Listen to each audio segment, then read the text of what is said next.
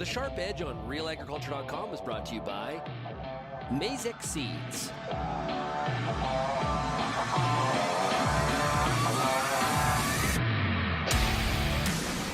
Bernard Tobin here on the Sharpe Edge. Today we were down near St. Thomas, Ontario, joined again by Greg Stewart, Mazek's agronomist. Greg, how's it going? Oh, it's a beautiful day, Bern. Awesome, awesome. Hey, I want to talk today about killing weeds, zapping weeds. We're here at Phil Oegema's farm.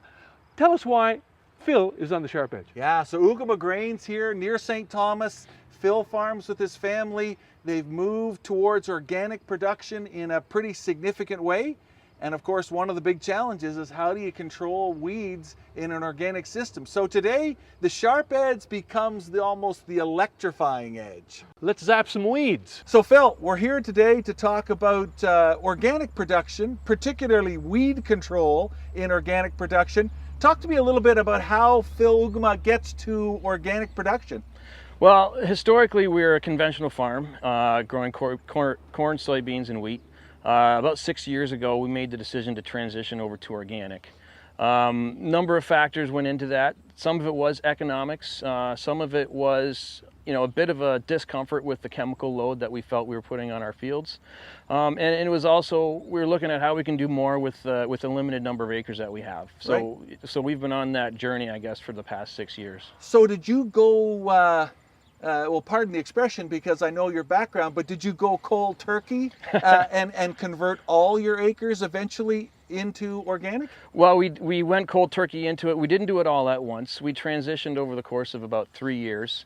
Every year we did another third of our acres transitioning into organic. And so eventually we got 100% of our acres transitioned over to organic production. And so we're all organic now. All right.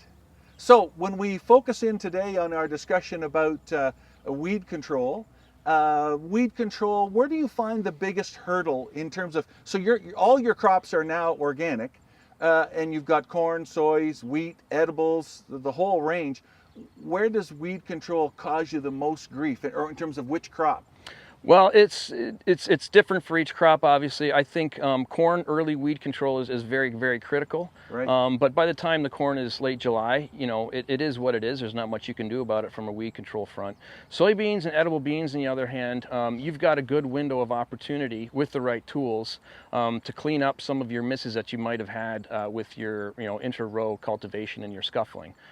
So one of the tools that we've found over the years is the weed zapper, and that's turned out to be a really phenomenal addition to our farm in terms of late summer weed control, both in edible beans and soybeans. Right, so we're early August right now, Mm-hmm. and you are out doing this weed zapping over the top. Talk to us a little bit about how that machine actually can kill the weed that's sticking up above the canopy. So it's essentially the machine itself is a high voltage bar that's up in front of the tractor. It's powered by a 155 kilowatt generator. There's a transformer mounted in the back of the cabinet behind the tractor, and it steps it up to about 13,000 volts, which 13,000 volts is the voltage at the front of the tractor, the front bar. Right. And so when you're driving over the field, essentially anything that's sticking above the canopy that bar can touch, it will electrocute it. What happens is it turns the stem of the weed into a conductor, and it shoots electricity through that stem, and I think it essentially it boils the vascular system Right. of that plant. So there's no nutrients that can move up or down. And so, over the course of a few days, it starts to dry down, and it dies right down to the root. Yeah, so when I was originally looking or thinking about the weed zapper, I thought sort of like a toaster going over top and doing physical damage to the weed, but I had a hard time getting my head around that it actually sends current right down the stem. So you don't just do physical damage to the top, you actually, the voltage takes the plant right out. Correct, yeah. So it's not like a toaster element that's going to heat it up and burn it, although you can burn some plants. Yeah. And there is some physical damage to the surface of the plant, but you're essentially on a cellular level, you're taking out the plant, at its vascular system by boiling those cells with electricity. So lots of soybean growers, not just organic growers, have problems with these late emerging weeds. Rainfall's been abundant this year. You start getting weeds coming up over the top of the canopy. You don't really have many other options if you can't go down the road of something like this weed zapper. What are your favorite targets in terms of weeds that are traditionally a problem that the weed zapper can take out? Well, essentially anything that it touches, it will kill. I would say different weeds show more quickly. So something like a sow thistle, which has got a lush stem with a lot of juice in it, that's a fantastic conductor. And so you see that effect really, really quickly. A lot of current goes through that weed. Same thing with lamb's quarter, ragweed, all those weeds. The younger they are, the better it seems to work. So once you've got a really, really tall, like a 6-foot pigweed, for instance, it has a harder time with that. You might need to take a few swipes at it. You might need to make 2 or 3 trips in order to kill a big weed like that. Right. I find that velvet leaf, it's got a woody, thick stem, and that the velvet leaf sometimes takes a few swipes with the zapper, so maybe 2 passes to kill a decent-sized velvet leaf, just because of the physical structure of that stem. Right. So I guess to summarize, it's the lusher the stem, the younger the stem, the better it works. Yeah, we visited one of your fields of kidney beans, right?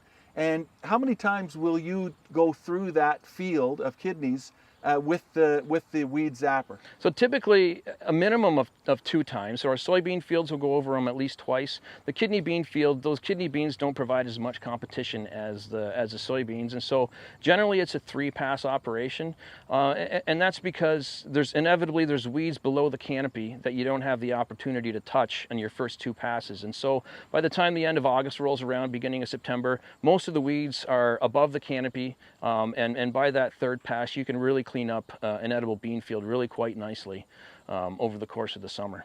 So it takes some serious horsepower to drive the generator. Yep. You're a 30-foot boom, I think, on that machine. Correct. Right? Yep. And so there is some time and fuel.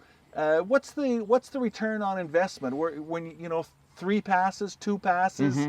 How do you balance that out in terms of the pros and the cons of doing this sort of over-the-top weed destruction? Well, I think there's a lot of benefits. One of them being that for harvestability, if you've got a big green mess of weeds in your soybeans, killing those weeds and drying them out makes it harvestable. It also saves food grade, so there's a significant premium for food grade in the organic world. At least there historically has been in organics. So you want to save as much of that as possible. So staining is a big issue, so there's quite a few dollars to be had in reducing staining, making it harvestable. I would also say that there's a significant yield impact to letting those late weeds get large. When the soybeans, the pods are filling out, when the edible beans are filling out, if there's a big mat of weeds, they're not going to fill out the way they should. There's too much competition. So I think in soybeans, I'm just guessing here, there's probably 5 or more bushels to be had in a dirty field. Right. Same thing with edible beans. I actually think that it's a great enabler of growing edible beans because of the weed competition factor. The competition's not there in the same way it is with edibles. So it enables us to grow edible beans, I would say. And of course, not to oversimplify or talk too much about the obvious, but when it comes to controlling the field pre-harvest, you don't have other options. Especially in organic, and I would say conventionally as well. It's very difficult for those late weeds. The cost essentially is your time and fuel. There's very few wear points on that machine. The machine itself isn't cheap, but if you spread it over 500, 800 acres a year, I'd say the return is there quite quickly. Yeah, very interesting. So in the big picture, I know it's hard to prioritize, but in your organic development, where does the weed zapper fit in terms of being able to continue to move forward? Was it a nice sidelight? Is it critical? How do you position the weed zapper in terms of making organics work, especially in the bean world? I think it's a great refinement to weed control. There's a lot of scuffling that happens, and historically there hasn't been much that you could do with late season weeds. We built a chopper to chop the tops off the weeds, but essentially you're pruning it and encouraging it to grow from the bottom, and you've got more green stuff inside the canopy. So that was a solution that was, it was a bit of fool's gold, I think. But in some ways, I think it's a game changer because it really does clean up your fields. It really does enable, I think, better production. It enables better production with edible beans. So I think it's going to be a critical part moving forward, a critical enabler. Hey, Phil, it's been a really interesting time here with you this afternoon. Thanks so much for spending some time with us. Thanks for your interest. I appreciate it. All right. So there you have it. Greg, one thing I learned here, organics is tough, and you've got to be innovative. There's some hard work here to growing organic crops. Yeah, I think that's one of the real take-homes from today. If you're going to move to organic, and you think that the solutions are just going to be there for you, or you can go around the corner and talk to, you know, your input supplier, yeah, it's just not going to be that easy. And the Oegemas have really shown us their innovation, looking for solutions to the challenges that are there in organic production. Hey, final question for you. What about this technology? Will it fit the conventional world? Have you seen some soybean fields around that are you know, conventional soybeans or GMO soybeans that could maybe use some late season help in terms of controlling those late flushes of weeds? Yeah, they're out there. You bet. Hey, great episode of the Sharpe Edge. We will see you next time. Take care.